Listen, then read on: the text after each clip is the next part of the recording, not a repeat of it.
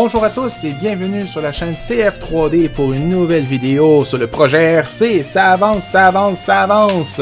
Et j'ai réalisé dans mon montage un petit souci, rien de très grave, c'est con, mais la roue reste pas perpendiculaire à la route.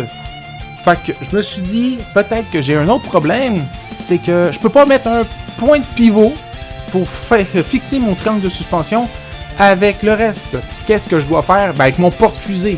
Qu'est-ce que je dois faire? Alors, je me suis dit, on va créer un ball nose. Et, plus précisément, pas juste un ball... Ben, pas un ball nose, mais un ball joint. On va ajouter un ball joint au montage. Avec une pièce qui va pouvoir être ajustable sur la longueur. Pourquoi ça? C'est que ça va permettre de... c'est quoi le terme qu'on utilise en anglais? Mais je veux utiliser... On va pouvoir cabrer les roues, je sais pas si c'est le bon terme, c'est quand on va camber les roues vers l'intérieur autant que vers l'extérieur. Fait que l'idée c'est que peu importe le mouvement de suspension, la roue reste le plus possible perpendiculaire à l'asphalte. Pourquoi? C'est que si elle vient parallèle à l'asphalte, ça va faire comme la Corvair. Pour ceux qui savent c'est quoi la Corvair, vous comprenez. Ceux qui savent pas c'est quoi la Corvair, je vous invite à aller voir la vidéo de Sylvain Live avec les voitures dangereuses qui explique clairement c'est quoi la Corvair, qu'est-ce qu'elle avait comme suspension. Autant vous dire que c'est pas une bonne idée quand on veut aller chercher de la performance et de l'efficacité. C'est pour ça que j'ai opté pour la McPherson. C'est facile à installer, tout ça, blablabla, mais il va falloir de l'ajustement. Et pour obtenir cet ajustement, il faut des pièces mobiles. Donc, l'idée c'est que je vais acheter un ball nose qui existe déjà. On va travailler sur la pièce pour accueillir celle-ci. Comme vous pouvez le voir aussi, la roue arrière, c'est pas la bonne dimension. Je vais la faire sur mesure, y compris le pneu sur mesure, le moment venu. Parce que clairement, je suis hors norme en termes de voiture. Tout le monde reprend une voiture puis met un moteur dedans. Ils font comme « Hey, regardez, tout le monde, ça va être pouet, ça va bien. » Non, moi je pars à 9. On repart à 0. Je reprends pas un châssis, je reprends rien, je fais tout moi-même.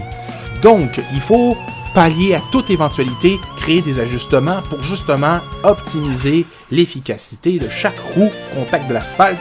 Et ça commence par l'ancrage des roues, donc des ball joints, c'est ce qui est le plus utile, le plus efficace en termes d'ajustement.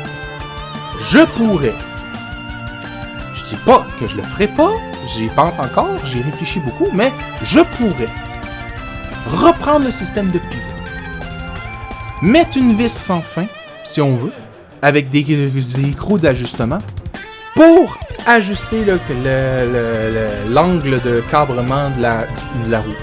Je pourrais faire ça. Le problème, c'est que faut penser à l'absorption des vibrations de la roue et de toute la mécanique. C'est pour ça qu'on a c'est quoi déjà je vais dire des ball joints parce que je connais pas je me rappelle pas le terme français. On a des ball joints. Toutes les pièces de suspension sont équipées de ball joints pour absorber un maximum de vibrations, réduire la vibration de la voiture. Moins la voiture vibre, moins elle résistera à l'air, plus vous pourrez aller vite. Et pourtant, vous n'aurez pas fait beaucoup de changements aérodynamiques, vous avez juste réduit la vibration. Donc, j'ai des devoirs à faire là-dessus, mais je jugeais qu'un ball joint c'était plus utile qu'une pin vissée. Parce que le ball joint, l'avantage, c'est que, étant donné que c'est une sphère dans une zone fermée, si on veut, mais il est libre dans sa zone. Ce qui veut dire qu'il y a de la micro-vibration qui peut être absorbée. Puis si tu mets la bonne lubrification, que ce soit de la graisse ou de l'huile, eh bien, la graisse ou l'huile va permettre le mouvement, réduire les chocs. Bref, c'est que avantageux. L'inconvénient, c'est que ça fait une pièce sensible. Donc, il va falloir soit designer un nouveau type de ball joint ou magasiner d'autres pièces. J'ai trouvé une pièce, je sais pas si... Étant donné que je sais pas si je vais l'acheter, cette pièce-là en question, j'ai trouvé une pièce qui représente ce que j'avais besoin. J'ai essayé de la modéliser à l'œil avec les mesures qu'il donnait. On va voir ce que ça donne. Mais concrètement, je modélise la pièce aujourd'hui. Je vais faire un assemblage du ball joint pour m'assurer que tout va bien ensemble. Puis, pour la prochaine vidéo, on assemblera le tout et on fera les ajustements. En attendant, je vous laisse profiter du spectacle. Pas longtemps. Je vais continuer à parler, à remplir la vidéo parce qu'il reste pas longtemps. Comme vous pouvez le voir, le chrono, il reste 1 minute. Fait que j'espère que vous appréciez encore mes vidéos. Si vous avez des idées, des situations personnelles en lien avec que ce soit dans la vraie mécanique automobile ou l'auto-téléguidé, ce qui se rapproche de plus en plus de nos jours, n'hésitez pas à m'en faire part. J'aime bien, moi, connaître vos anecdotes. Je pourrais même raconter vos anecdotes dans mes vidéos. Comme ça, au moins, ben, ça l'ajoute un storytelling sur... OK, ben mes abonnés, c'est pas juste du monde qui font « Hey, je m'abonne! » Il se passe rien. Non, non, je veux que vous participez. Et pour participer, il faut écrire en commentaire qu'est-ce qui vous intéresse dans mon projet, c'est quoi que vous avez comme projet personnel. Bref, impliquez-vous dans la chaîne. Inquiétez-vous pas, je suis très réactif. Je regarde tous les jours pour m'assurer de ne pas manquer aucun commentaire. Je réponds à chaque fois du mieux que je le peux dans le temps qui m'est donné. J'espère que cette vidéo-là vous a plu. N'hésitez pas à laisser des pouces bleus, commentaires, liker, partager. Abonnez-vous, activez la cloche. Et je vous dis à la prochaine. Ciao!